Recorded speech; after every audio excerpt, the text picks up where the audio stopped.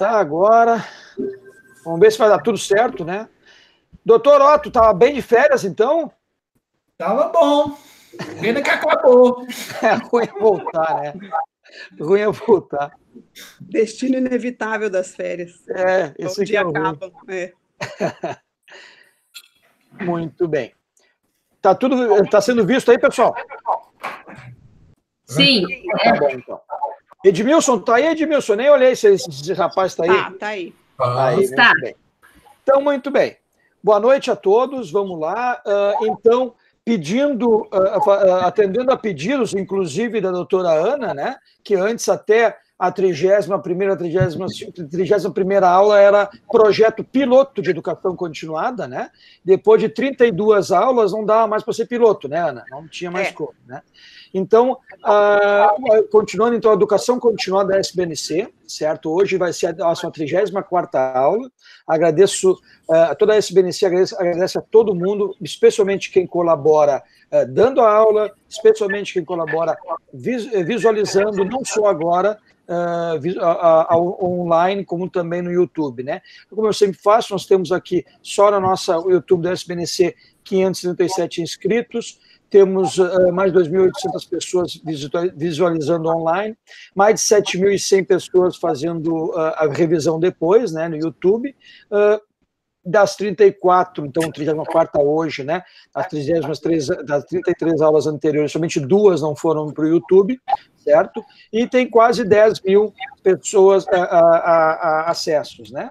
Certo? Então, como eu botei antes, educação continuada agora, nós temos todos isso aqui, a gente pode enxergar qualquer uma dessas aulas, exceto 2, né? E só para botar nossa newsletter, né, que a gente sempre coloca agora, infelizmente teve o falecimento de um colega suíço que fazia, neurocirurgião, que fazia muito monitorização neurofisiológica intraoperatória, o Dr. Karl Kottbauer, né, como foi colocado também outros colegas que infelizmente nos deixaram nesse ano de 2020, né. Tem o edital do concurso de obtenção do certificado de área de atuação agora no 2020, nós vamos fazer a primeira etapa dia 20, em novembro, na verdade quando é que vai ser mesmo, Sandra? Início de dezembro, né? 5 de dezembro. Isso. Agora nós estamos compilando, tem mais de 50, Sandra me ajuda, 50 e poucas pessoas para fazer, né? Tem 63 inscritos por enquanto. Isso, está chegando mais gente ainda, a inscrição que poderia ser feita até o dia 13 de novembro, e nós vamos também fazer em determinadas situações em mais de uma sede, certo? Para que não haja muito deslocamento, tá? Tem as regras para isso. Temos também a nota oficial que foi refeita, né? Foi atualizada a nota oficial de monitorização em cirurgias de coluna, certo? Pela SBNC, tá? Já foi amplamente divulgado previamente, e só como a gente sempre coloca, cuidado, então, para todo mundo, nós estamos colocando no YouTube, então, privacidade do YouTube, colocar para a gente não deixar nenhuma brecha para que o paciente possa ser identificado, certo? Muito bem. Então, hoje nós vamos falar, a doutora Ana Lucila Moreira vai falar sobre avaliação de plexo braquial em ultrassom, e o doutor Mário Siqueira, fico muito feliz com colegas de outras especialidades. O doutor Mário Siqueira é coordenador, então, do grupo de cirurgia de nervos periféricos da divisão de neurocirurgia, do Hospital de Clínicas da Faculdade de Medicina da USP, né? Isso é extremamente importante.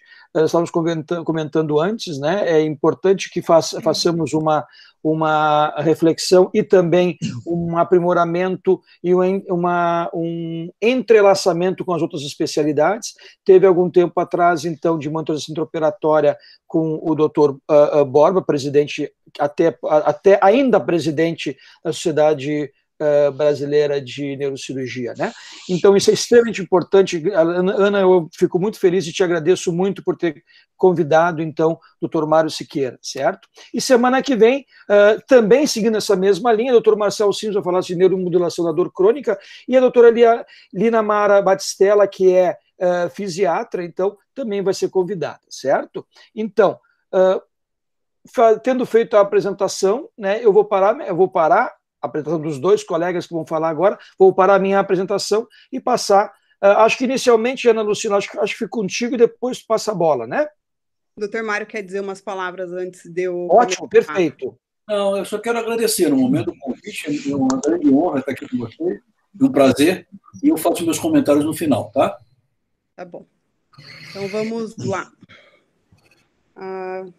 Eu preciso apresentar aqui, tela inteira, vocês vão...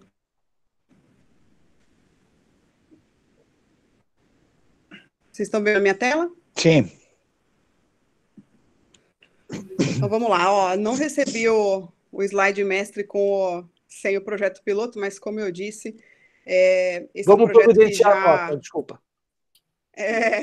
Já está em altitude máxima já, e eu acho que a gente foi muito feliz de fazer isso, né? Foi um ano necessário e foi uma atitude bem-vinda.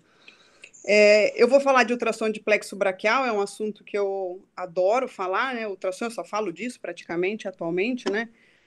Convidei o Dr. Mário Siqueira, porque para mim é um prazer muito grande poder trabalhar ao lado dele e poder absorver um pouquinho da experiência dele quando eu aprendo a fazer ultrassom de plexo braquial lá na USP, né? Para quem não sabe, eu sou voluntária lá, eu fui enxerida, eu me voluntariei, ele aceitou, e aí estou lá, vai fazer 3 anos, fazendo ultrassom não só em plexo braquial, mas em nervo periférico e também agora com grupo de músculo há algum tempo, e trabalhando com eles para aprimorar essa técnica, né? Vou começar dizendo para vocês que a ressonância é atualmente o método de escolha ainda para avaliação do plexo braquial, mesmo com uma dificuldade que é imposta pela necessidade de seguir protocolos e planos pré-definidos para avaliação. E só para vocês verem como isso é importante, eu decidi colocar essa brincadeirinha aqui. Isso é uma foto do príncipe William em 2 planos diferentes, né? E a gente tem uma impressão completamente ruim nesse plano e que muda bastante quando você consegue fazer essa imagem em um plano diferente. Então, isso é uma das vantagens do ultrassom, e o ultrassom é muito livre para o examinador para tirar esses mal entendidos aqui, tá? Quais são os problemas da ressonância?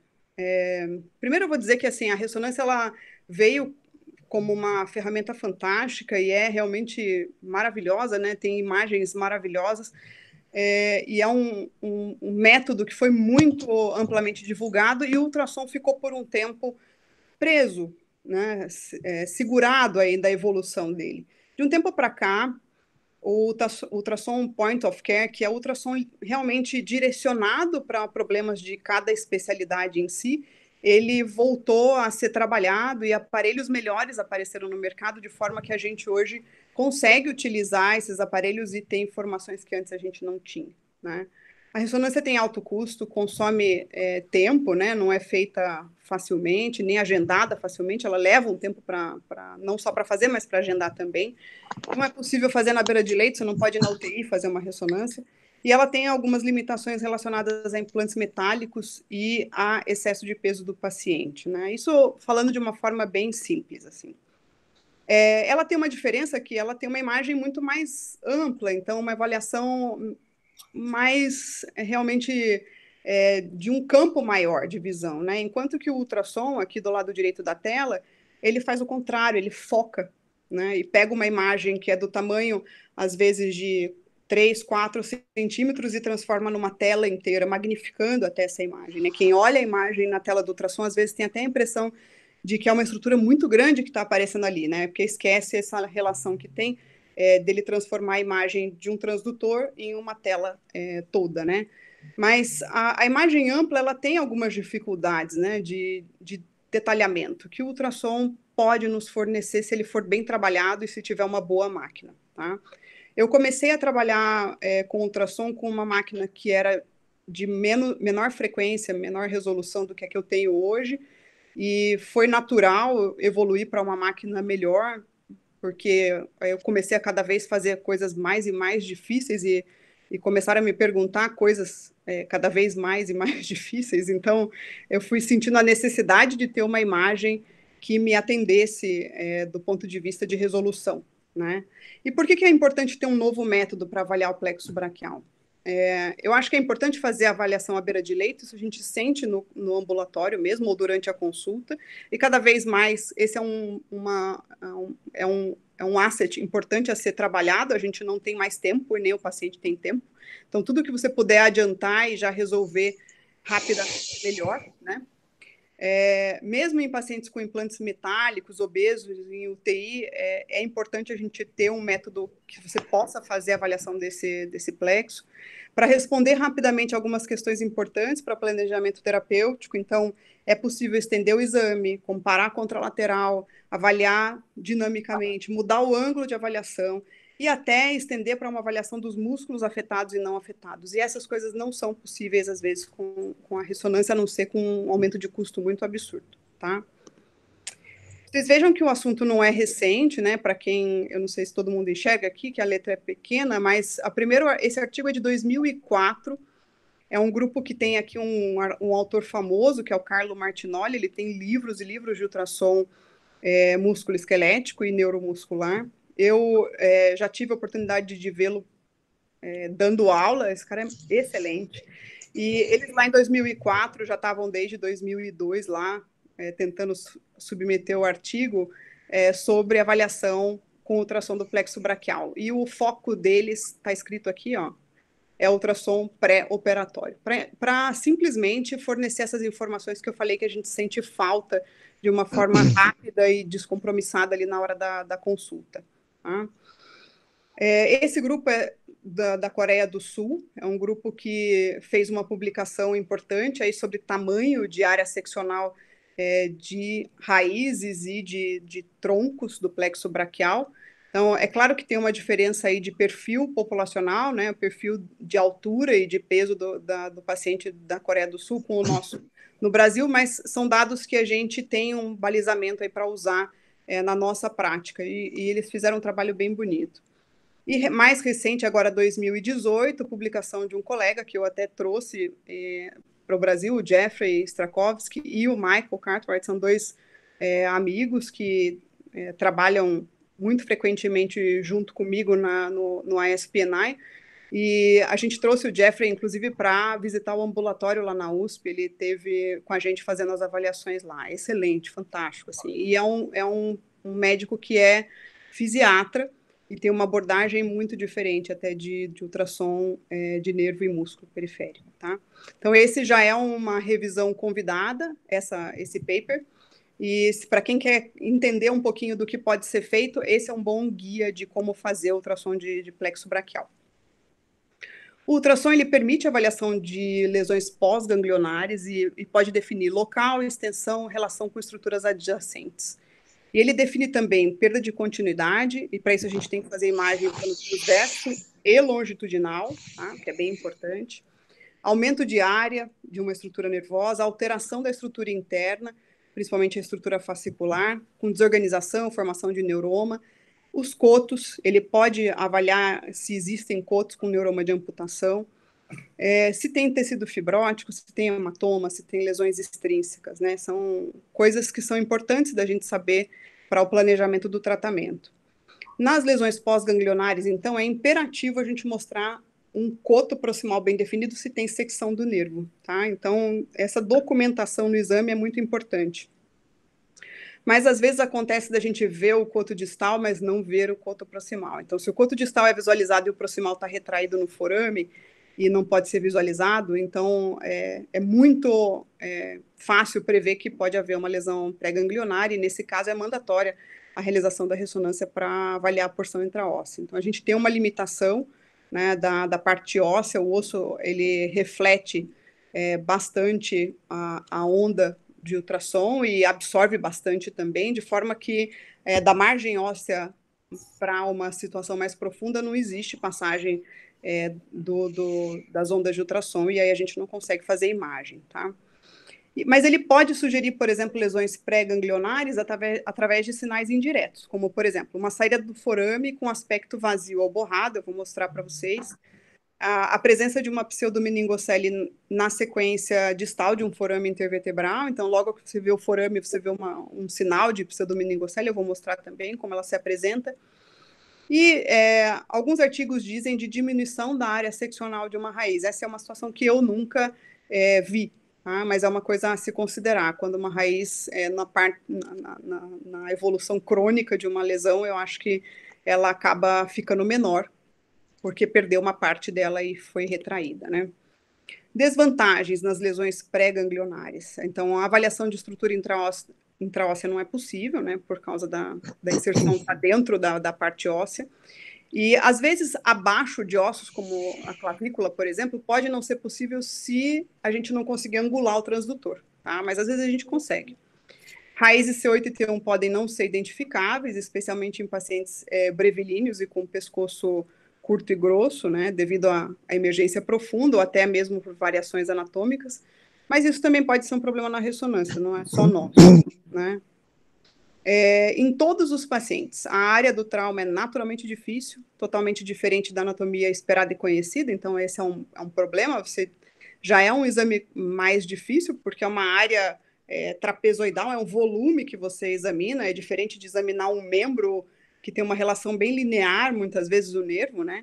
E você tem que entender o 3D de todas as estruturas. Quando você começa a entender se você vai avaliar trauma, por exemplo, é um choque, porque está tudo machucado, tudo estragado ali, né?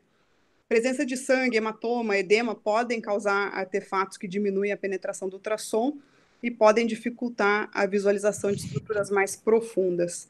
Então, aqui vocês vejam, por exemplo, a estrutura normal, né, com toda a anatomia preservada e tal, e aqui o lado da lesão, com tudo isso na frente, é bem complicado da gente, às vezes, definir as coisas com ultrassom. Com experiência, muda um pouquinho o cenário, mas mesmo assim a gente, às vezes, toma um baile, tá? Limitações em todos os pacientes. Então, é difícil definir lesão em pacientes com suspeita de fibrose após radioterapia, isso é importante falar. A imagem pode mostrar aumento das estruturas do plexo e um tecido fibrótico em redor do plexo, e é complicado diferenciar fibrose de invasão maligna. Então, nesses casos, gente, a ressonância é imperativa, porque pode diferenciar entre as duas condições, tá? Então, a gente não só avalia trauma, avalia, às vezes, outras condições. Lembrem-se dessa condição, tá? Em fibrose pós-radioterapia, com suspeita de uma nova invasão maligna, é melhor fazer ressonância, tá? Vamos começar, então, como que a gente faz a identificação, né? A identificação de raízes, ela é feita através de estruturas que a gente faz a avaliação, e elas ajudam você a se situar onde você está anatomicamente, né? A gente usa músculos, estruturas ósseas, artérias, a própria tireoide, né? E não só raízes a gente identifica, mas é necessário identificar o plexo nas regiões interescalênica, na região supraclavicular, do lado da artéria subclávia, e infraclavicular, e fazer imagens em plano transverso e longitudinal para fazer uma boa documentação. Então, essa é uma imagem em 3D do plexo, né, com as raízes formando troncos e depois as divisões formando os cordões, e aqui um esquema mais ou menos, né, um desenho de como a gente faz a sequência de exame. Então, a gente começa no pescoço fazendo uma avaliação de raízes, depois plexo interescalênico, supraclavicular, infraclavicular, e aí vai para a axila também, tá? Vamos lá nas raízes. Então, existe uma sequência que é uma sequência para ensinar quem quer começar a fazer o ultrassom, e ela passa por você identificar a tireoide, né? Tá aqui o istmo da tireoide, a traqueia, o lobo direito da tireoide, aqui a carótida com o reforço posterior, que é uma característica de toda estrutura que tenha hipo ou anecogenicidade, tá? Ele causa mesmo, o software mesmo faz esse artefato, e é um artefato que ajuda a gente a identificar estruturas císticas ou preenchidas de líquido, tá? Depois que a gente fez essa identificação, a gente simplesmente lateraliza o transdutor, e a gente deve já encontrar a raiz C6, com o tubérculo anterior e o tubérculo posterior, bem facilmente. Esse costuma ser o nível em que a gente encontra a C6, tá? Logo em seguida, a gente sobe um pouquinho, né, cranializa um pouquinho o transdutor e vai em busca de um espaço intertubercular aqui, um forame um pouquinho menos aberto, e a raiz C5, tá? Então, eu vou voltar na C6 para vocês compararem. ela tem um espaço entre os tubérculos maior do que o espaço de C5. Tá? E a raiz C5 e C6 costumam ser bem equivalentes em tamanho. Aí. E depois a gente segue com a identificação de C7, caudalizando esse transdutor. E ela tem uma particularidade, ela tem um tubérculo posterior, mas não o anterior. O anterior costuma ser rudimentar ou ausente, né? Então, a gente tem que ficar bem de olho na aparência desse tubérculo e da sombra dele para identificar a raiz C7, né? Então, aqui, numa outra ensonação, vocês vejam que a gente pode fazer aqui, ó, eu estou aqui antes, as raízes estão aqui em linha, tá? E a C7, e aqui eu dei uma angulada no transdutor para melhorar essa visualização das raízes entre os escalenos, então escaleno anterior e escaleno médio, e a gente tem aqui C5, C6 já dividida, que é muito comum, e a C7, e vocês vejam a distância que está ao tubérculo posterior, tá? Então, é importante conhecer o que se espera para saber identificar a estrutura adequadamente, né? Se você não sabe o que esperar, você fica querendo ver esse tubérculo aqui muito do ladinho ali da raiz, acaba não achando. Essa é para Monise, C8, às vezes é difícil de identificar. A Monise disse para mim que ela acreditava em mim. Existe artigo dizendo até que C8 e T1 são mais difíceis, mas C8 ainda é possível em indivíduos mais longilíneos, como é o caso desse paciente aqui. É bem distal, bem caudal a identificação, T1 é mais difícil aqui, mas você já está aqui num nível de identificação até de pleura e tal, então tem que ter um vai e vem para identificar a C8 e vê-la formando depois o tronco inferior, e aí às vezes depois que você vê isso formando uma estrutura neural, é que você volta e bate o martelo de que é C8 mesmo, tá? Não é mágica, não, existe um trabalho aí para a gente identificar as estruturas, tá? É possível fazer imagem longitudinal, então, e é fácil de fazer depois que você tem algum tempo de treino, né? Vendo aqui o forame com a raiz saindo dele, então esse é um critério importante para a gente avaliar a lesão de raiz, então tem que fazer essa imagem, né, tanto de C5, aí aqui C6, C7, tá? C5 ficou ali pouco evidenciada nessa imagem, e quando você consegue fazer num plano bom, né, você consegue inclusive pegar aí a junção, a formação do tronco superior, e seguir isso mais distal, em relação ao pescoço, né, em direção ao ombro. Depende muito do formato do pescoço do paciente, mas, em geral, é possível. Tá?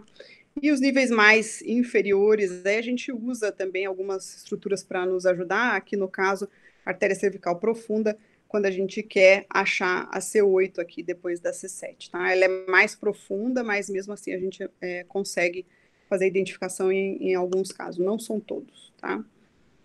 No nível de tronco, então aqui a gente tem plexo interescalênico, né, escaleno anterior e escaleno médio, e nesse nível ele é sempre referido como se fosse um cachinho de uva, que é essa aparência com essas estruturas mais hipoecogênicas aqui, tá, que podem ser visualizadas.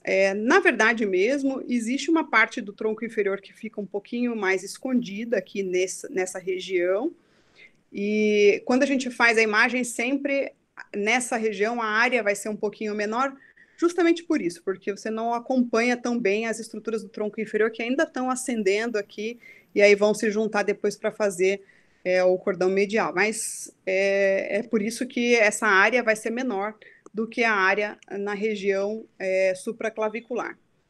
Na região supraclavicular, a gente identifica a artéria subclávia, e isso é importante, inclusive, para identificar outros vasos que podem estar aqui saindo dela, e a gente pode interpretar esses vasos como uma estrutura do plexo, já que eles têm uma aparência muito semelhante, eles são hipoecogênicos, né?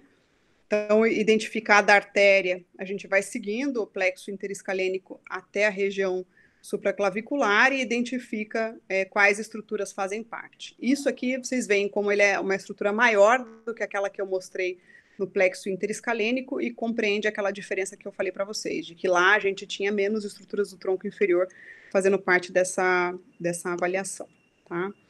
É importante a gente usar o Doppler porque existem vasos que às vezes cruzam o plexo, tá? E eles podem aumentar falsamente a área medida, tá?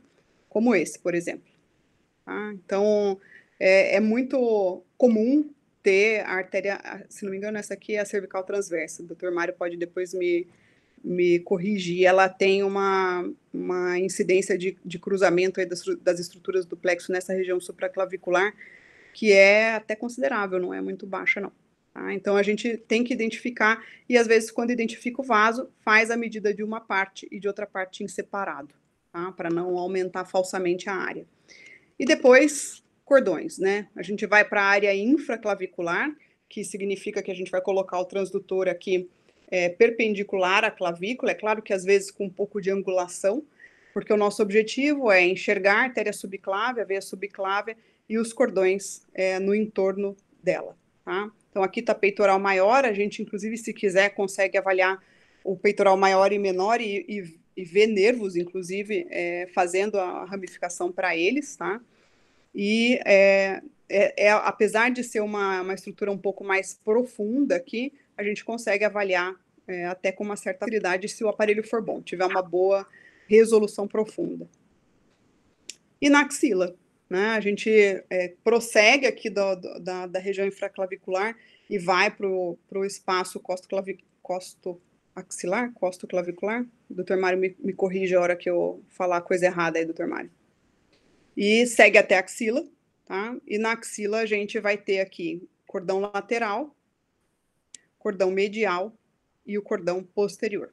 Também não é mágica, não é que eu sei que isso é o cordão posterior porque eu estou batendo o olho, eu vejo aqui estruturas que são vasculares e avalio com Doppler, e eu sigo essas estruturas depois na continuidade no braço para ter certeza de que o que eu estava vendo era realmente o cordão lateral, realmente o cordão medial e realmente o cordão posterior. Então, nada é de bater o olho e identificar prontamente, isso requer um exame dinâmico, tá? São estruturas pequenas. Aqui tem um vídeo, vocês vão ver aqui C5 saindo dos tubérculos aqui. Esse é meu aparelho mais antigo, então a imagem é um pouquinho diferente. C6, com a distância entre os tubérculos maior. Aqui eu volto, identifico ela bem. E aí vocês vão ver logo em seguida C7. Aqui o tubérculo posterior, tá? Dela. E vocês vejam que aqui eu não estou vendo tão bem aquelas raízes, mas eu vou voltar aqui nessa identificação. Então, C5, C6 e C7, tá? E C6 já está dividida. Depois nós vamos ter um outro vídeo disso. Esse aqui, por exemplo, é uma imagem delas em linha, e consegue ver, inclusive, as raízes perfiladas, já entrando no espaço interescalênico, e de forma que daqui a pouco elas vão se combinar e formar, então, tronco superior, tronco médio, tronco inferior. De novo, não é uma imagem que eu bati o olho e defini quais estruturas são, eu estou seguindo eles até esse ponto e por isso eu sei que essas são as estruturas que eu estou assinalando para vocês. Nesse caso aqui, a gente vê logo em seguida elas fazendo as divisões, tá? É só o tronco inferior que fica difícil a gente avaliar ele tão bem, tá? Continua vendo o nervo supraescapular ali, ele está agora deixando aqui as estruturas e vai em direção ao homeoide ali. E aqui a formação de cordões e já a gente vendo a artéria subclave, né? E esses cordões que se formam, eles vão ter um movimento de rotação em torno da artéria subclave e vão assumir essa postura aqui e depois vão para a axila, tá? Aqui tem um vídeo mostrando 5, C6, né, C7, vocês vão ver eles dividindo aqui, tronco inferior eu não consigo ver bem aqui, mas logo em seguida elas se combinando e fazendo 3 cordões, tá? É fácil enxergar os 3 cordões aqui, e esses cordões, se a gente seguir para a região infraclavicular, eles vão se arranjar em volta da artéria subclave ali, tá? Então, aquele artigo que eu falei que fala sobre a área das raízes, ele define mais ou menos um valor de área, então as raízes costumam ser realmente pequenas, né? E a gente pode usar isso mais ou menos aqui para o nosso país. Em breve a gente deve fazer um normativo de área de raiz, Mas a gente vê aqui, por exemplo, que C5 em relação a C7 dá quase o dobro, tá? Então, não estranhe, então tem um leve aumento em C6, aqui 8,99, leve não, né? Considerável, e depois C7, tá? Então, C5 é menor, C6 e C7 maiores, tá? Eu não acho tão importante a gente falar sobre C8, porque a maior parte das pessoas não vai nem conseguir visualizar, né? E a divisão de tronco superior, médio e inferior, eu acho difícil falar sobre área fixa, porque no ultrassom, a gente angula muito o transdutor, e quem faz muito sabe que quando você angula, você muda o jeito como você vê a estrutura e você pode mudar a área. Então, eu prefiro não avaliar com números específicos, assim. A gente vai ver alguns exemplos agora de situações em que tinham anormalidades, né? A C5 aqui com 16 milímetros quadrados está aumentada, e a C6... Não, C5, perdão, a C5 é o 2 aqui com 10 milímetros quadrados, está aumentada, e a C6 com 16, tá? Então, muito diferentes daqueles valores, né? Existe uma diferença de característica de tamanho, de estatura e peso em relação ao normativo que foi feito na Coreia do Sul, mas aqui ela passa do dobro, né? Então, a gente sabe que realmente está anormal, junto, claro, com a clínica do paciente, porque esse, como a neurofisiologia, é um exame que a gente faz de forma complementar. Então, a gente já faz a avaliação clínica, já sabe o que o paciente tem, e você vai, através do ultrassom, responder questões específicas, não é uma adivinhação, né?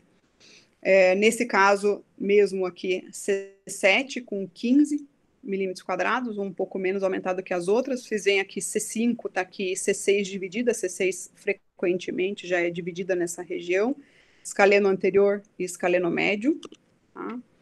E nesse paciente, como a gente tinha troncos, todas as situações mais bem definidas, porque estava um pouquinho aumentada e um pouquinho mais fácil de ver, a gente conseguiu, inclusive, separar bem direitinho, tronco superior, tronco médio, tronco inferior, tá? Aqui tem um tronco, um plexo interescalênico bem aumentado. Nesse caso aqui, a gente conseguiu colocar as estruturas de tronco inferior que são mais profundas, porque a gente conseguiu visualizar bem.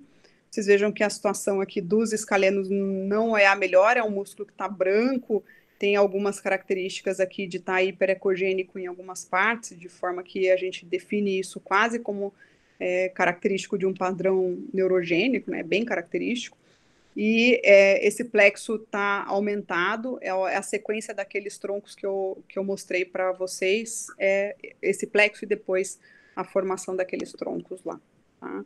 E logo em seguida, a região supraclavicular, com o plexo que continua aumentado, inclusive de uma forma heterogênea, com aumentos aqui desproporcionais a outras áreas, né, e bastante bagunçada essa estrutura interna, com um perineuro espessado e hiperecogênico, que é característico de lesão. Aqui, vocês vejam, normalmente o plexo supraclavicular num adulto tem em torno de 60, 70 milímetros quadrados, sendo um pouco complacente. Assim, ele tem aqui 187 milímetros quadrados, né? Ele está mais que o dobro do que seria esperado.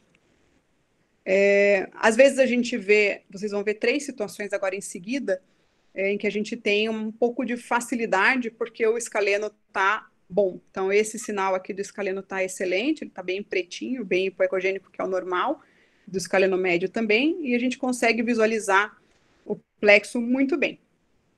Tá? Tá aumentado, tá? E a gente consegue visualizar muito bem.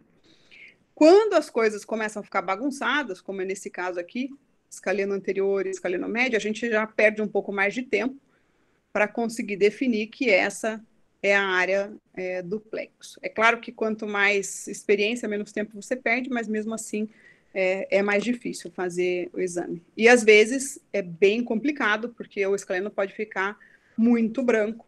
Então, até você chegar nessa conclusão, exige aí um vai e vem com persistência, digamos assim. Existem algumas lesões que são predominantes em alguns pontos, então nesse caso aqui ele está todo aumentado, mas o tronco superior mostra um aumento maior do que o tronco médio e o tronco inferior. E a gente pode averiguar aqui na imagem longitudinal, inclusive, essa é uma criança, então a gente não consegue fazer a imagem tão perfeita, porque a criança se mexe e não deixa a gente fazer com muito tempo, eles têm que ser meio rápido na história, né? Então, eu consegui pegar aqui o tronco superior muito maior que o médio e inferior, já fiquei feliz com a imagem que eu fiz. Como eu falei de sinais indiretos de avulsão, esses são sinais que a gente tem muita cautela de falar, quanto mais ver, melhor, né? Mas, enfim, aqui vocês têm tubérculo anterior, tubérculo posterior, fazendo uma sombra aqui, tá? Essa é a dica para encontrar a raiz, né? E a raiz C5, e do outro lado aqui, tem uma estrutura que você não consegue definir aqui, ela parece borrada, tá? No caso de C6, ela está realmente vazia, não está nem borrada. Tá? Tem aqui a raiz hipoecogênica do lado esquerdo e do outro lado sumiu, né? E a mesma coisa aconteceu em C7 aqui, né? A gente não consegue ver, está borrado aqui essa raiz, né? Então, existem esses sinais indiretos que sugerem, e aí você tem que prosseguir com análise com ressonância magnética para avaliar a porção intraóssea, né?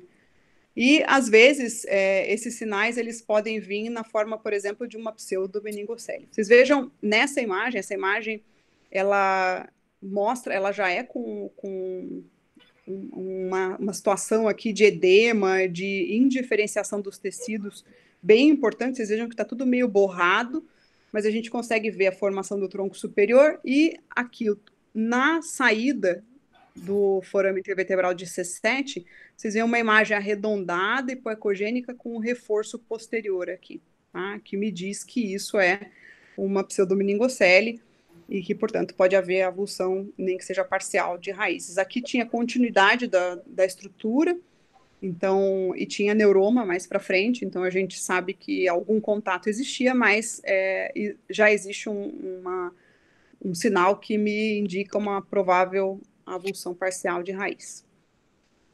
Você pode ver um aumento difuso de todo o plexo inteiro aumentado e homogeneamente, tá? E nessa imagem longitudinal aqui, vocês veem C5, C6, C7. Eu perco um pouquinho aqui o meu contorno, mas logo em seguida eu vejo um baita neuroma, tá? Então, aqui é o tronco superior, aqui C7 continua. A gente perde um pouquinho a resolução aqui na imagem, principalmente por causa do tecido todo que fica em volta, fibrótico e tudo mais, e da desorganização estrutural do tecido dentro do plexo. Mas dá para ver que existe a dilatação ali do neuroma, a gente consegue definir isso bem. Esse aqui é um bebezinho que a gente fez com 3 meses de idade, tinha o plexo interescalênico aqui, escaleno anterior e médio, bem pequenininhos, né? E aqui com 28 milímetros quadrados, eu não tenho a menor ideia qual seja o tamanho do plexo interescalênico normal de um bebê de 3 meses de idade, mas clinicamente ele tinha uma plexopatia obstétrica com predomínio do déficit no tronco superior. E antes da cirurgia, imediatamente antes da cirurgia, ele anestesiado com 6 meses, a gente refez essa imagem, ele passou para 46 milímetros quadrados, tinha aqui os 2 escalenos em volta aqui novamente, né? Com uma imagem longitudinal, que foi possível porque o bebê estava anestesiado, então eu consegui colocar ele numa posição e inclusive pegar um trajeto grande, né? Até porque no bebê tudo o transdutor pega um trajeto grande porque ele é pequeno, né?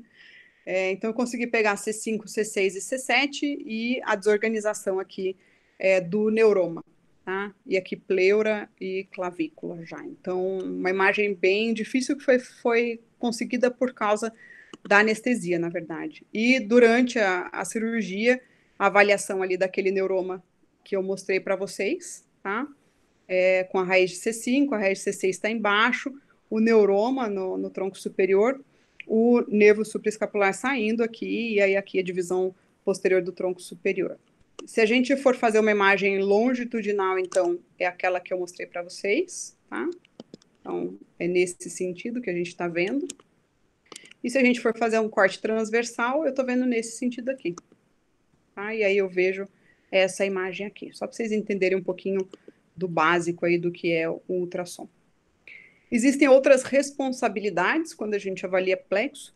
Eu fui chamada há um mês e meio, mais ou menos, no ambulatório de músculo, para ver uma criança que tinha uma eletroneuromiografia confusa, que não conseguia definir o quadro, ela estava com uma perda de força progressiva, e com uma escoliose progressiva, inclusive, e quando eu fui ver a criança já estava com uma dificuldade respiratória, inclusive, e olhando com ultrassom a parte mais proximal ali de nervos periféricos, né, nervos do braço e o plexo, tudo aumentado, que são até algumas imagens que eu já mostrei para vocês, e aqui o nervo vago aumentado. O nervo vago em adultos, ele tem em média 2, no máximo 3 milímetros quadrados. Você imagina numa criança, essa criança tem 9 anos de idade, com 6 milímetros quadrados, né?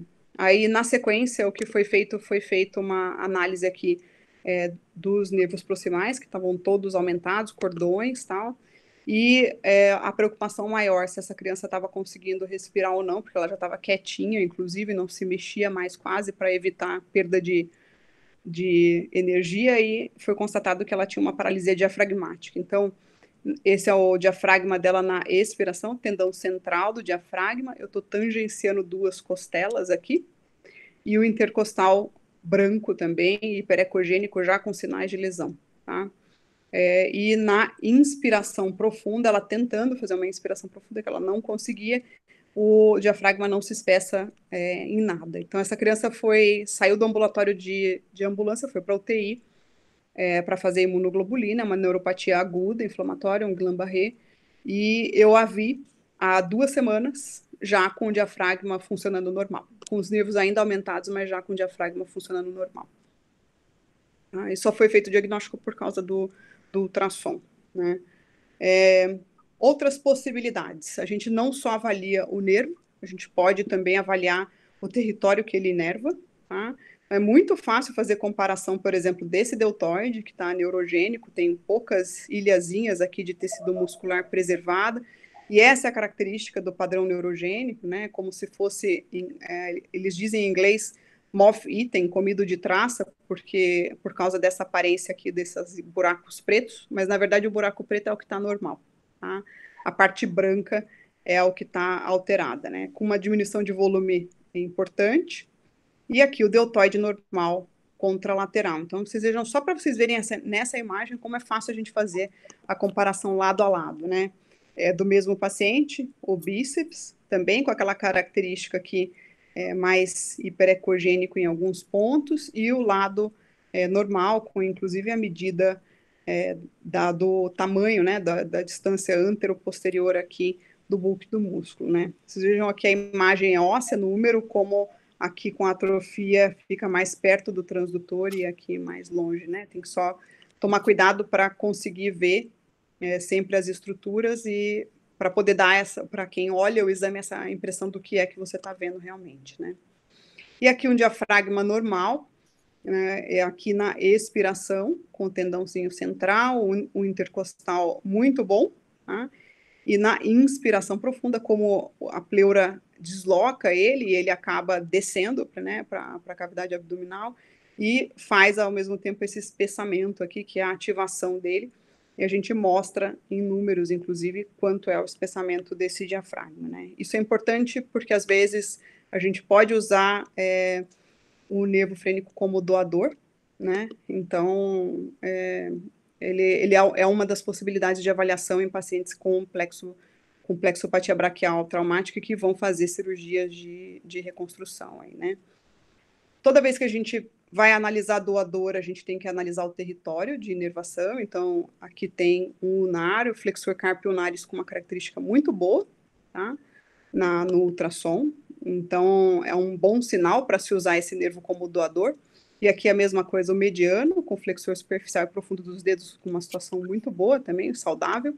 Mas cuidado, né? O nervo pode estar bom, com fascículos bonitinhos ali, e a situação da inervação está ruim, ou seja, ele não é um bom doador, né? Um nervo que proximal está alterado, embora distal a imagem esteja boa, tá? Como mensagens finais, então, O ultrassom, ele magnifica a imagem e, por isso, ele pode fornecer informações detalhadas sobre a parte pós-ganglionar do plexo braquial, especialmente sobre continuidade, formação de neuromas e a condição dos músculos inervados por possíveis nervos doadores, né? Ele não substitui a ressonância em todos os casos, em muitos casos a gente tem que fazer e faz até para ter segurança, porque é um método novo e a gente ainda está numa curva de aprendizado, né? Essa curva de aprendizado é longa, ela requer muito estudo em anatomia e mecanismo de lesão, e a correlação com achados cirúrgicos com certeza ajuda muito a compreender os achados de imagem, e ele é um método que tem a possibilidade de se estabelecer como avaliação primária, ele só precisa ser muito praticado e bem aprendido, né? Para quem quiser aprender, esse é um curso que vai acontecer dia 5 e 6 de dezembro aqui em Campinas, obviamente com todas as precauções, porque o próprio hotel exige que a gente faça distanciamento e tudo mais, e a gente também concorda que isso seja necessário nesse momento que nós estamos vivendo, né? Mas é um curso que a gente faz com modelos magrinhos e jovens, de forma a ensinar a como insonar os principais nervos de membro superior, membro inferior, plexo braquial, a gente mostra também, embora não seja o foco, aprender na parte básica, diafragma e até insonação de músculos também. E a gente tem feito, eu e o Cernic é um grande parceiro que eu ganhei aí também, graças ao Dr. Mário, que me apresentou ele, e a gente acabou se juntando para fazer um curso agora na pandemia, online. Nós gravamos aí 52 módulos de pacientes sendo avaliados por mim e por ele, e uma discussão o tempo todo, minha e dele, eu como neurologista e neurofisiologista, e ele como radiologista, do que é que a gente estava achando e por quê e como avaliar, né? E esse aqui embaixo é o nosso Instagram, para quem tiver alguma dúvida lá sobre o curso ou quiser fazer, tem informações lá nesse nosso Instagram. E a gente agora vai começar a postar alguns vídeos sobre técnicas e simples e tudo mais. Não lembrando, não deixando de lembrar que a gente vai ter aqui no Brasil em 2022 o congresso da ASPNI, que é a Sociedade Internacional de Imagem de Neurofisiologia Periférica, né? Foi assim que foi nomeada, mas hoje é um curso e uma conferência sobre ultrassom neuromuscular, tá? Eu acho que o ultrassom, ele ainda está nessa fase aqui, né? Tem os seus brotinhos aí acontecendo, mas eu não me canso de trabalhar nele. Eu acho que em breve ele vai ser uma árvore frondosa e vai dar muitos frutos. Esse é meu e-mail para quem quiser tirar alguma dúvida, e eu agradeço a oportunidade de falar nesse projeto aqui de educação continuada e de poder mostrar o trabalho que a gente está fazendo. Doutor Mário, um segundinho só para a audiência. Existe o chat, certo? Alguém quiser tocar no chat ali e colocar as perguntas, e também pode ser, se alguém quiser falar, é só clicar para a gente no microfone falar, tá bem? Muito bem. Doutor Mário, por favor. Então, é sempre bom a gente lembrar que o plexo braquial é, sem dúvida nenhuma, a área mais complexa da rede neural periférica. Para vocês terem uma ideia, o plexo braquial tem em torno de 190 mil axônios. Então, é uma estrutura verdadeiramente complexa. A ressonância é considerada por diversos autores como o melhor método para ver isso aí, para ver essa estrutura. No entanto, ela tem limitações. Ela não é disponibilizada em todos os hospitais, ela é de alto custo, não tem portabilidade, e em alguns casos o paciente não consegue fazer, por exemplo, os claustrofóbicos ou os obesos mórbidos, que não entram no aparelho. Então, é um exame que tem suas limitações. Por outro lado, a ultrassonografia, ela tem algumas possibilidades que a ressonância não tem. Uma delas, que eu não vi mencionar, é a possibilidade de você avaliar a anatomia fascicular do nervo, que às vezes te dá umas informações muito interessantes para o diagnóstico. Ela tem a possibilidade, inclusive, quando a Ana está fazendo o exame, de reproduzir sintomas, porque ela tem que exercer uma certa pressão com o transdutor em cima da área de lesão, e às vezes isso desencadeia algum sintoma que te ajuda a definir o problema do paciente, né? E outra coisa que eu acho muito interessante em relação ao ultrassom é que ele tem uma susceptibilidade muito menor a elementos metálicos em relação à ressonância. E isso é muito bom, porque às vezes você tem áreas na ressonância que você não consegue identificar com precisão a lesão porque o metal adjacente não permite.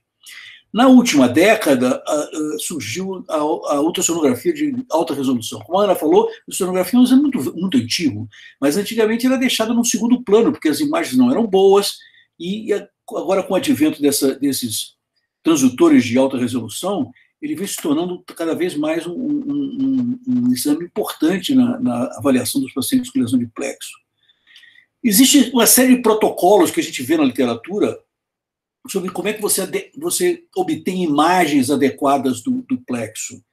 Mas, na realidade, esse exame é um grande desafio. E não é exame para quem está começando a fazer ultrassom, exige experiência e, o que é muito importante, existe um conhecimento muito detalhado da anatomia do plexo braquial, que não é uma anatomia simples.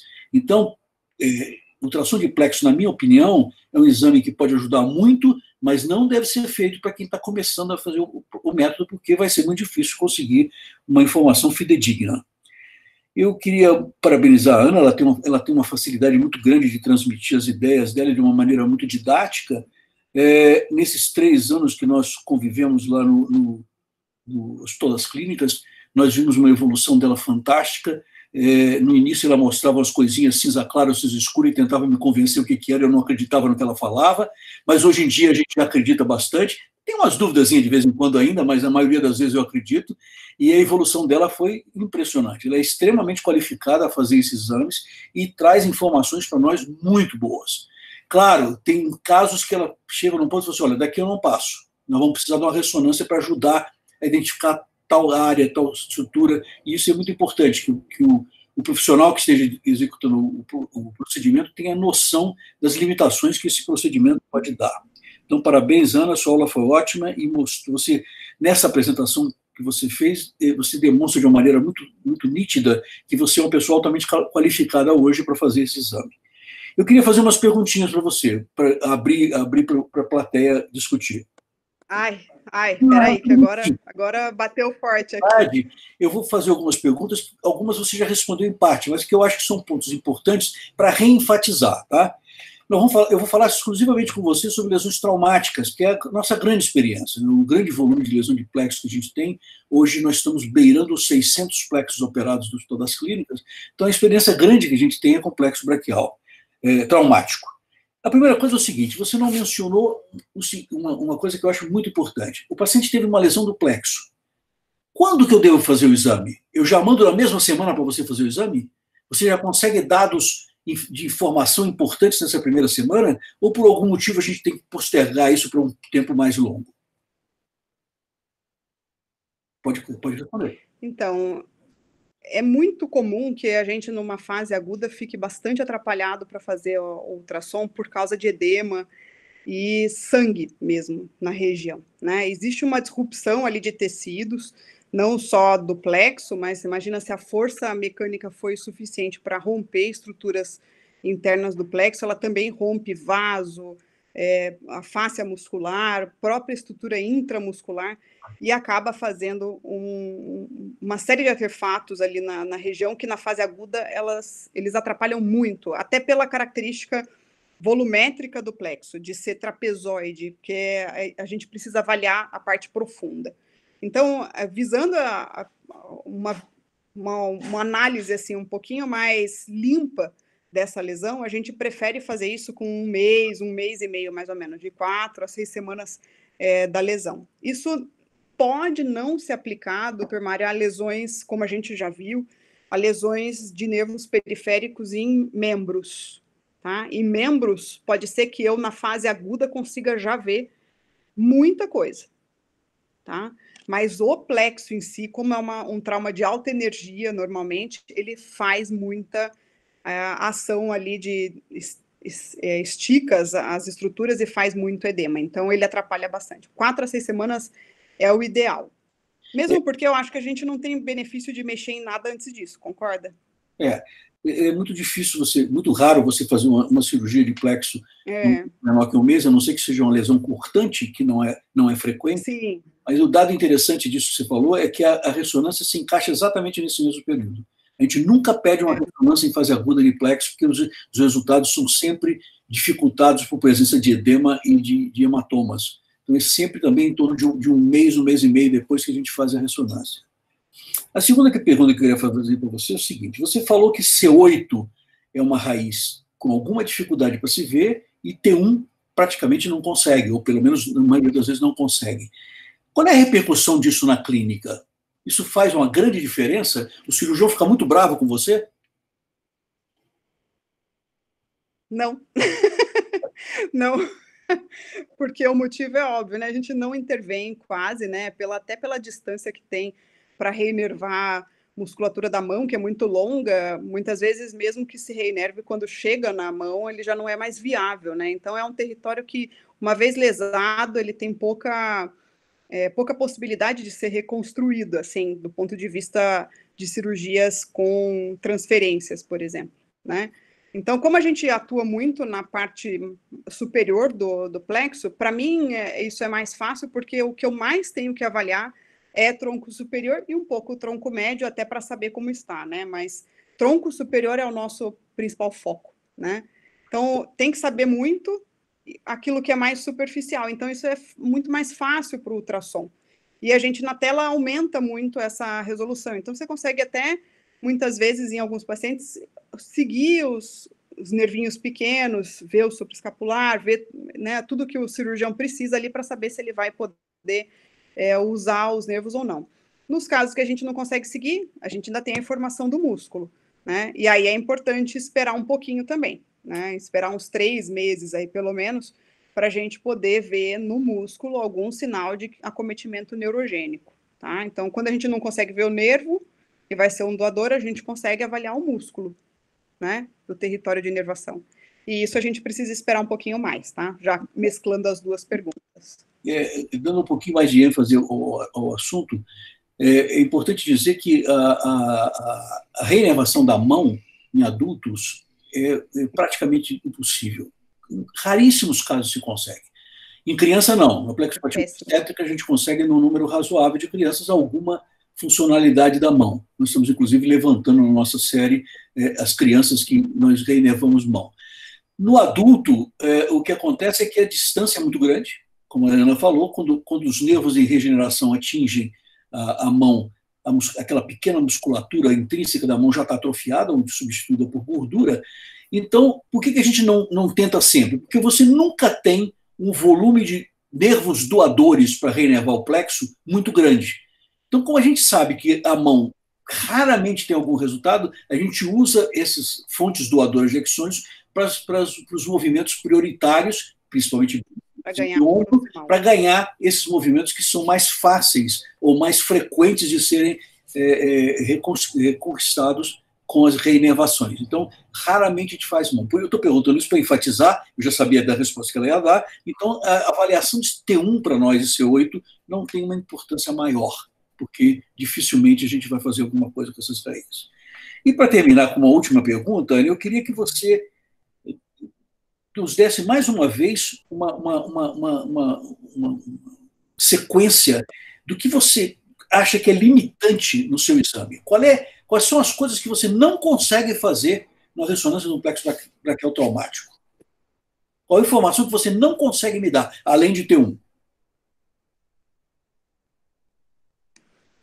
Eu não consigo dar informação proximal, né, intraóssea, isso de jeito nenhum. Não adianta a gente, mesmo quando a gente vê sinais indiretos, o senhor sabe que a gente sempre fica hesitante em dizer, né? A gente sugere, mas não consegue ter certeza. Então, uma das coisas que eu digo sempre é aquilo que a gente não vê, né, não tem como a gente dar opinião e nem falar, né? Não tem como. Então, essa história de não ver a raiz no forame intervertebral, ela me incomoda um pouco, tá? Porque ela pode estar retraída, porque foi seccionada mais distal, e pode não ter avulsão, mas a gente não consegue avaliar. Então, esse não consegue de jeito nenhum. eu não consigo avaliar se tiver muito edema e muito hematoma em volta. Às vezes eu realmente peno para fazer a avaliação e eu não consigo ver quando tem muita fibrose mais profunda, eu perco completamente a diferenciação aí entre as estruturas. Mas com o tempo, isso no começo era pior, hoje eu acho que a gente consegue, de tanto ver plexo braquial, fazer o segmento das estruturas e enxergar isso delineando. Então, mesmo que não forme uma imagem bonita de livro, eu consigo ter noção. Aí vai um pouco de como a experiência traz também a confiança de quem pede o exame em mim, né? Porque tem coisas que eu não consigo mostrar na imagem, mas eu sei que eu estou vendo a continuidade e sei que está bagunçado, e essa é a informação, né? Está lesado, tá, mas eu não consigo mostrar numa imagem bonita, tá? Não consigo colocar num papel impresso de um jeito que alguém vai olhar e vai falar, olha, tem isso, tem aquilo. Não, é o exame dinâmico quem me diz, tá? Que mais que eu não consigo ver? Uma pergunta. Quando é que vão lançar um aparelho que saia com aquelas bolinhas coloridas aparecendo ali, tudo marcadinho para a gente conseguir ver? Porque senão só você consegue ver. Aqui, ó. Tá aqui o aparelho. Já lançaram. Senhor presidente, versão 2021 vem melhor. Senhor presidente, eu considero a candidata aprovada. Muito bom. Obrigada. Que legal, que legal. Uma honra, bacana. Eu tinha colocado uma pergunta aqui, Ana, a coisa que eu sempre faço, né?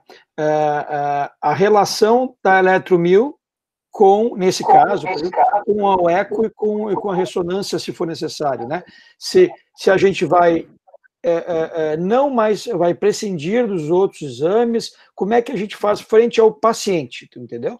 Não é frente a nenhum exame específico, sim frente ao paciente. Aquilo que eu posso fazer, será que vale a pena eu usar o eletromil também? Será que não vale a pena? Será que vale a pena eu fazer uma ressonância direta? Como é que tu, frente ao paciente, nos explica melhor esse tipo de coisa? Bom, como em todas as lesões de nervo periférico aí, que eu sempre falo, a eletromil ela dá uma informação que a ressonância e o ultrassom não dão. Né? Ela dá uma informação para mim funcional, isso a gente não consegue com imagem, né? É um erro a gente pensar que uma coisa substitui outra. As coisas se complementam, né? Elas não vão se substituir. O que eu vejo de possibilidade, aí eu acho que é um ganho como funcionalidade para o eletroneuromiografista, é a gente poder planejar, por exemplo, o exame em criança, olhando primeiro com ultrassom todos os músculos. Então, é muito melhor para mim, quando eu vou fazer uma avaliação de criança, fazer primeiro o ultrassom eu faço desde o pescoço aqui, faço até a mãozinha, e vejo todos os músculos e pontuo só aqueles que eu preciso avaliar.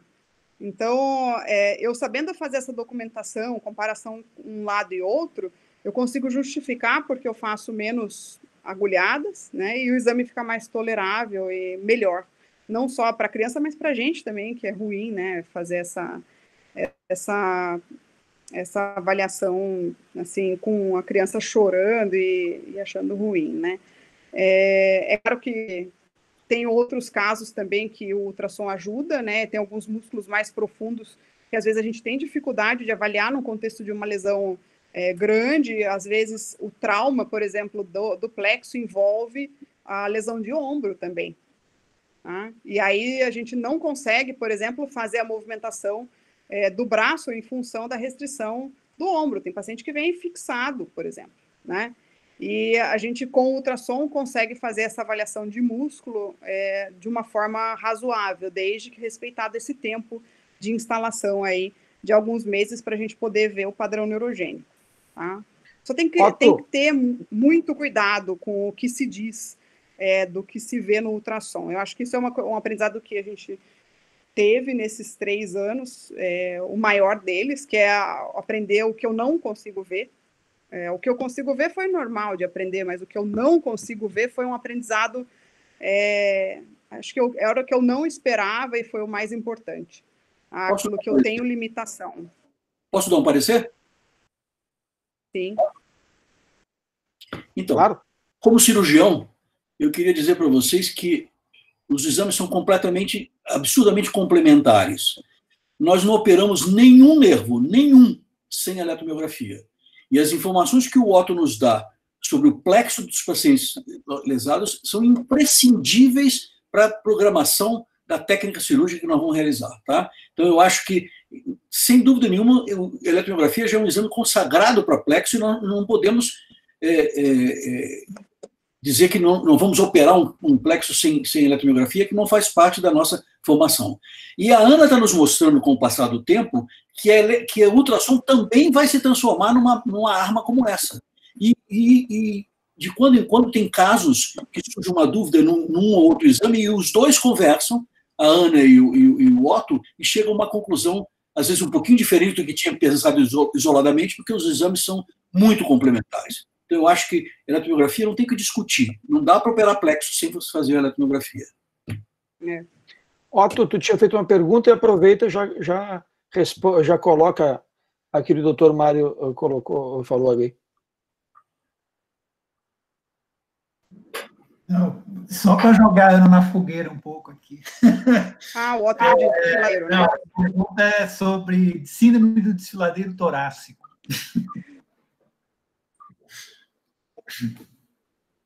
Bom, em relação ao que o Mário falou, eu não tenho nada a acrescentar, acho que eu só agradeço os comentários do Dr. Mário, a gente tem uma parceria aí de quase 15, quase 20 anos já, né? Mas, enfim, a gente aprendeu muito com o ultrassom também, acho que ajuda bastante. Alguns músculos, romboide é o tipo do músculo que hoje em dia eu, olhando para trás, eu falei, quantos trapézios eu piquei achando que era romboide, né? Agora a gente já toma cuidado. Com certeza, com certeza.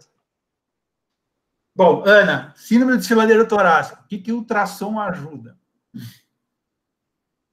Então, no desfiladeiro neurogênico, você sabe que clinicamente a gente já define, na eletromio, né, é totalmente definidora. Então, o neurogênico, que é o mais raro, a gente precisa da eletromio, né, Otto? Eu acho que o ultrassom vai ajudar pouco, assim, no desfiladeiro em si. Tá? A gente pode fazer o segmento do plexo, mas normalmente a região mais afetada, ela é a região mais difícil da gente fazer exame, que é a transição ali do espaço infraclavicular para o espaço axilar. É isso, né, doutor Mário? O nome dos espaços? Você tem o retropeitoral menor. Peitoral. Isso aí. O subcostal e o retropeitoral menor. Então, essa é a região mais chata da gente fazer exame. Então, a gente já teve no ambulatório, por exemplo, um paciente que teve uma queda besta lá de moto ou de bicicleta por causa do cachorro que mordeu. Não sei se você lembra desse caso, Otto. E que a gente pegou uma alteração do cordão medial aqui em cima, com um fascículo aumentado. Pois é, só que esse mesmo caso, na verdade, tem uma lesão alta também, né?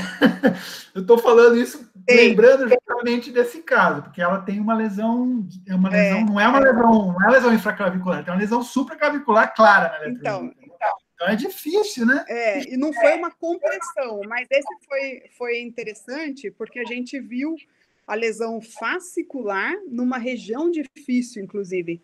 Então, normalmente ali naquela região a gente acompanha o cordão medial, mas acompanha com cuidado, assim, com uma certa dificuldade. Você vê o contorno, mas você não vê. E nesse caso foi bonito porque tinha um aumento fascicular e foi legal de ser visto ali, né? Porque é difícil o exame. Agora, a parte vascular... Desculpa, só cortando você, mas assim, a pergunta, inclusive teve um caso com o Jeff também, que ficou a mesma dúvida, né? Se uma lesão mais alta, ela pode refletir alterações distais também, né? Na imagem, o quanto que você pode ter certeza que isso que é uma coisa só local, entendeu? Ou se é uma coisa mais alta que você não está conseguindo ver. Às vezes é difícil isso, né? Não sei, o que você tem a colocar em relação a isso? Assim, o que a gente tem aprendido é que tem de tudo, Otto. Tem o paciente que tem lesão só proximal, e aí você não vê aumento distal. Tem o paciente que faz a lesão proximal e o nervo degenera inteiro, e aí você fica vendo ele aumentado até lá embaixo. Então, depende muito do grau, a gente ainda está aprendendo com isso, na verdade, né? E o ideal é você fazer a avaliação inteira, tudo. Se você tem dúvida, olha tudo. Agora, o diagnóstico mesmo de desfiladeiro, eu acho que é muito mais eletromio e clínica do que ultrassom. Ana, nisso estava falando, o tempo também não é importante, como foi comentado pelo Dr. Mário? O tempo para? O tempo no sentido de que teve um comprometimento bem proximal e daqui a pouco está encontrando coisas alteradas mais distais. Tem relação com o tempo? Mas parece que tem alguma coisa a ver com o grau também, sabe, Marrone? A gente ainda vai ter mais experiência com isso. A gente vê que o paciente que é uma lesão mais acentuada, a gente vê a alteração fascicular se estendendo por um longo período do nervo, aí, por um longo segmento do nervo. Mesmo crônico, lá depois de um tempão. Entendeu? E tem paciente que tem uma lesão tão focal que a alteração fica só naquele ponto. Então, tem algumas respostas que eu acho que a gente vai ter em alguns anos. Tá? Mesmo porque são coisas que não são muito assim, divulgadas também, essas inferências sobre o que causa, o que ainda não é 1 mais 1 igual a 2, entendeu? Tá todo mundo ainda pisando em ovos com definir coisas no ultrassom. Assim. Então, não é tão... Eu não tenho todas essas respostas ainda, não. Porque não sei nem se eu vou ter na minha vida, mas... O que eu tenho já tá dando para ajudar bem. Posso fazer mais uma perguntinha? Aproveitando a expertise do doutor também. Como vocês veem a perspectiva de ultrassom intraoperatório? Então, eu tenho uns conhecidos na Alemanha que eles fazem ultrassom há muitos anos. E o que eles publicam de ultrassom intraoperatório para nervo é um negócio impressionante. Mas eles têm uns equipamentos que o tamanho do equipamento me assustou quando eu estive lá, de tal complexidade que é o aparelho. Então, eles viam a alma do doente com o transdutor. E eles usam muito, principalmente para tumor, para você achar o fascículo viável, e eles têm um número de aplicações enorme. Eu acho que é uma coisa para o futuro, mas demanda na necessidade de equipamentos muito mais sofisticados do que a gente tem atualmente no Brasil. Né? Mas o senhor sabe, doutor Mário, que vai lançar o ano que vem, eu já sei porque eu estou sendo envolvida no lançamento, inclusive, um aparelho que é muito mais portátil e que já tem um transdutor de alta frequência muito melhor, por um valor que é um valor do portátil hoje. Então, as coisas estão assim, se acelerando de uma forma impressionante. Eu acho que era aquele gap entre o primeiro pontapé da inovação tecnológica e aí começar e não parar nunca mais, né? Existem ultrassons que são de altíssima resolução, 70 MHz. Eu fiz um treinamento com um de 32 MHz na Inglaterra, da Canon, que já tem aqui no Brasil, inclusive, que são as imagens que eu fiz para o Atlas, que nós vamos lançar, são com esses transdutores de mais alta resolução. E existe de 70 MHz, que você consegue contar fascículos. Esse seria o ideal, por exemplo, quando a gente faz análise intraoperatória, porque você está com a área exposta e você poderia usar um mecanismo de se manter estéril ali e fazer a análise do nervo que está sendo exposto ali para a cirurgia e de contar os fascículos e ver quais estão, em qual situação estão os fascículos que estão piores ou melhores. E aí esse é um transdutor que exige o quase contato dele com o nervo. Ele não pode ser feito em cima da pele, a não ser que você vá ver nervo cutâneo. Tá? Esse é um ultrassom que ainda não faz parte da realidade, que está sendo usado muito para pesquisa e que é muito caro. Mas, não sei, assim, vendo a evolução de como está acontecendo isso aí, de um portátil já ter um transdutor de alta frequência como o meu, e agora está melhorando ainda, eu acho que talvez a gente enxergue isso meio logo. Você sabe que existem 3 congressos internacionais que ocorrem de ano e meio, que eu frequento. São os únicos congressos assim, que são mantidos ciclicamente, e cada congresso que a gente vai tem um número maior de trabalhos sobre ultrassom. E esses trabalhos são muito mais sobre o ultrassonório do que o ultrassom convencional. Então, é uma coisa que está crescendo muito rápido. E aí a Ana está lançando essa informação de que já estão criando muito menores, né, com eficiência de resolução de imagem do que esses enormes que eu vi lá na Alemanha. Então, eu acho que isso, a ultrassom intraoperatória vai ser uma coisa interessante. Nós tivemos uma experiência, há pouco tempo atrás, no Hospital Oswaldo Cruz, um paciente que tinha um tumor vascular em cima do fibular. A imagem, o Cernic conseguiu me mostrar essa imagem e eu fui operá-lo. Tinha muita dor. Só que quando eu cheguei em cima do tumor, era um tumor tumor vascular que envolvia o tecido celular subcutâneo, eu não conseguia identificar o que era o tumor. Parecia um tecido celular subcutâneo todo vascularizado, eu não conseguia saber o que era. Aí eu chamei o pessoal do ultrassom. Eles levaram bem pequenininho e a menina localizou para mim onde estava o tumor. Eu recebi só aquela areazinha e realmente saiu tudo. Então, a informação, o nível de informação que o ultrassom dá está sendo cada vez mais importante na prática clínica do que era há 10 anos atrás. Muito bom. Muito bem. Estou vendo aqui essa coisa que vocês estão falando a respeito da ecografia, de ultrassom transcirúrgico, obviamente, não sendo tão específico e tão abrangente como, por exemplo, em plexo, né? Mas a gente está vendo, eu estou vendo vários neurocirurgiões aqui, Dr. Cláudio, Dr. Arthur aqui, por exemplo, né? Do Cláudio de Passo Fundo, o Arthur, que foi residente aqui nosso, apesar de ser um cara lá que ele não sabia nem falar gauchês, na verdade, né? Porque ele não é daqui, né? Mas a gente conseguia ver, em termos de neurocirurgia, crânio, por exemplo, como tem ajudado o ultrassom, né, uma coisa muito mais barata, muito mais fácil, né? E eu imagino que, claro, com essa complexidade diminuindo ou melhorando, acredito que vai realmente ajudar bastante, né? Acho que é extremamente importante. Bom, alguém mais gostaria de fazer alguma pergunta, algum comentário?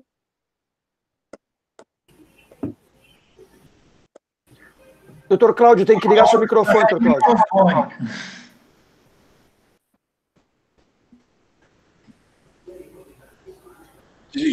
E desligou. Doutor Cláudio, passe o seu mouse lá para baixo e vai ter lá o microfonezinho.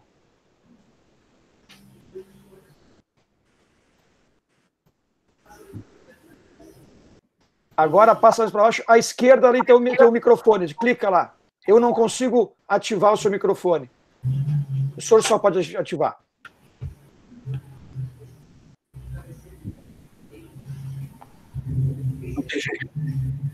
Esse aí acho que ele está clicando na câmera, não é a câmera.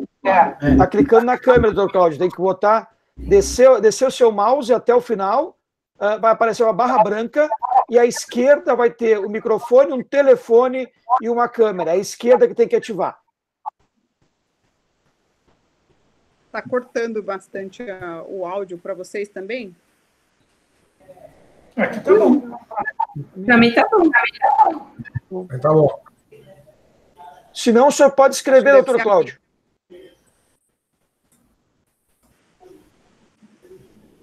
Eu não consigo. A gente não consegue liberar o áudio daqui. Obrigada, Lu.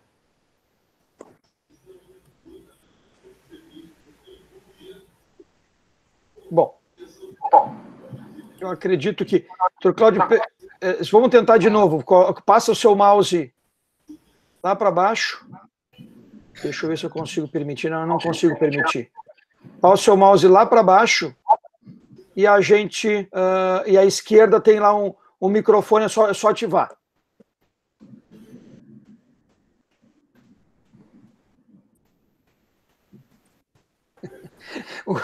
Desculpa, é só o Arthur, que foi o nosso residente aqui, diz que em São Paulo eles acreditam que tem sotaque gaúcho. Aí não, aí já é demais, tá, Arthur? Aí já é demais. Bom, pessoal, vocês me perdoem. Lu, tudo bem? Vocês me perdoem e eu acredito que qualquer coisa, se o doutor Cláudio quiser colocar alguma coisa escrita, vai ser um prazer. E a gente vai encerrando por aqui, né? São 20h49, acho que foi uma excelente apresentação, né? A gente conseguiu, eu pelo menos aprendi bastante coisa, como tem acontecido nessas áreas. Só a coisa que é simplesmente estonteante, Ana, foi que tu e o Otto estavam falando, foi quando vocês me falaram que o nervo torceu, né? Quando o nervo torceu e vocês viram lá no personagem Turner, aí ali foi realmente estupendo, né? Torção de nervo, personagem Turner, muito bem. legal. É mentira desses caras, mas aí eu fui ler e realmente existe, né? E torceu até, tem até uma outra palavra que rima, mas não é muito agradável falar agora, ou seja, o nervo não funciona mais, né? Tá bom. Muito bem. Pessoal, alguém mais gostaria de falar? Agradecer, então, a todos. E semana que vem temos neuromodulação com o doutor Marcel e a dona Nina Mara. Felicidades a todos. Um grande abraço. Tchau, tchau. Boa noite. Boa noite. Boa noite. Obrigada, viu? Obrigada. Boa noite, obrigado. Boa noite a todos.